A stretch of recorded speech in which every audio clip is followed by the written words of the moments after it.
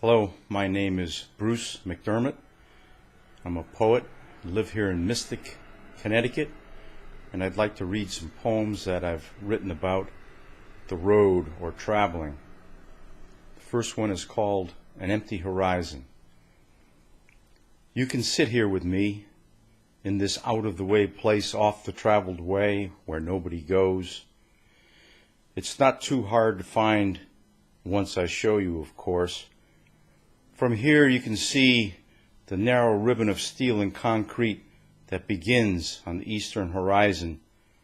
It cuts a swath through trees and houses, like a snake weaving through a garden. Soon enough, the bullet-nosed engine will steal silently towards us. Does it carry expectant and eager passengers to their destination, or perhaps other reluctant beings who no longer believe? Soon the fine stillness will be broken, but right now it's perfect to be with an empty horizon. This is called Forgotten Towns. We're detouring to Route 17 and taking the long way around a traffic accident up ahead, thanks to Waze. I'd rather see some of these black dot towns shown on my map with names that I've never noticed before than a decapitated car and driver somewhere up ahead. Perhaps it will be a nice change of scenery. And it's only a 13-mile ride till the next interstate entrance. Plenty of forsaken towns attend old Route 17 as it parallels I-95. Like dowagers' humps, they sit by this old spine of a road, their quiet lives occasionally interrupted by the creep of detoured traffic and local business. We are funneled by still corners and boarded up storefronts. Pizza joints and mini-markets fill in the crevices, like the weeds that spring up in crumbling, worn-out pavement. The Chevrolet letters affixed to a long-ago dealership are as faded and lifeless as the man carrying a bottle in a brown paper bag, meandering unsteadily along the broken sidewalk. On this bright May morning, Christmas decorations adorn the street lamps. Either they're up early or they've been here all year. I guess even Jesus can't save this town from I-95. This is called Where the Cold Wind Blows. Where do you think you're going, my friend? Can't you see the horizon of changes? Let's stop here while I think we're ahead, because when we get there we'll be strangers. Yes, I know that's where the cold wind blows, across my face, my collar too low. Yes, I know where the cold wind blows. They left without us, but it doesn't mean much.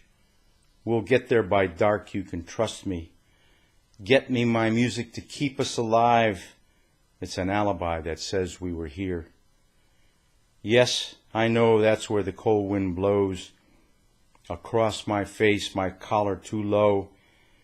Yes, I know where the cold wind blows.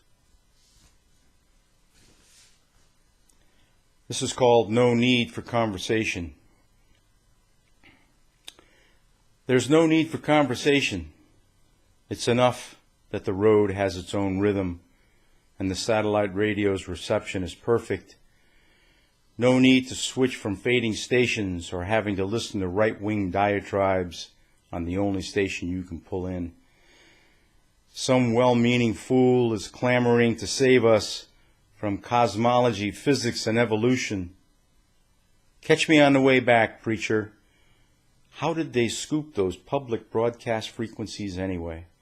Lord in heaven. No, there's really no need for conversation. Why bother to invent something to say when the radio personalities of Martha and Howard and countless others all fill in for us? We can be entertained anywhere and endlessly updated as long as a western horizon presents itself. 1,000 miles and all we can say is, when is the next rest stop? Or are we hungry yet? I'll just make do with McDonald's that hometown is everywhere place for some coffee and fries, and maybe catch me a billboard or two.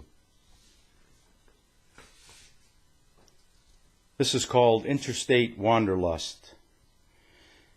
The interstate pours through the folds of these oldest of mountains, like an artist's charcoal line applied to a fine but wrinkled vellum. It passes the cities by. Finally, like a bolt shot from a crossbow, it spills with relish into the spare pastoral countryside. Beneath a cloud filters winter's light. Trees cling naked to a rolling Pennsylvania hillside as though they have been there forever. Long, undulating, furrowed fields swarm like some giant had raked his fingers, crisscrossing the rich earth, sensing the elevation and slope. Fine red barns and square farmhouses link with the certainty of the seasons. Gleaming silos stand tall and apart. Like Easter on in Moe, they seem ready at a moment's notice if called forth to walk the ancient landscape. And all the exits beckon. Take me, take me.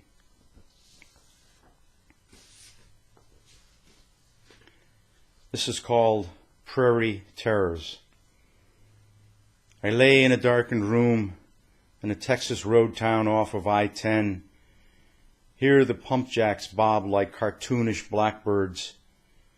They arch their backs in a never-ending search, mute slaves mining an invisible treasure.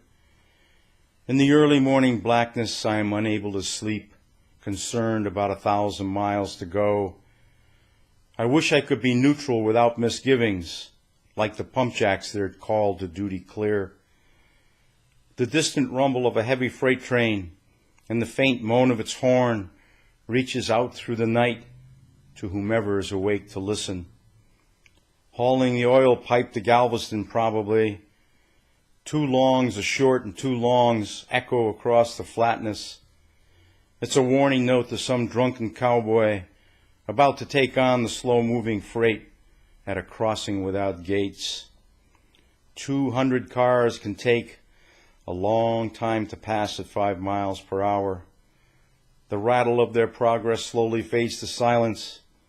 In this tufted, dried-up landscape, I stare into the dark room uneasy.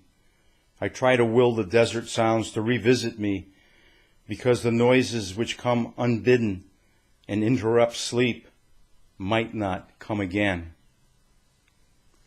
Thank you.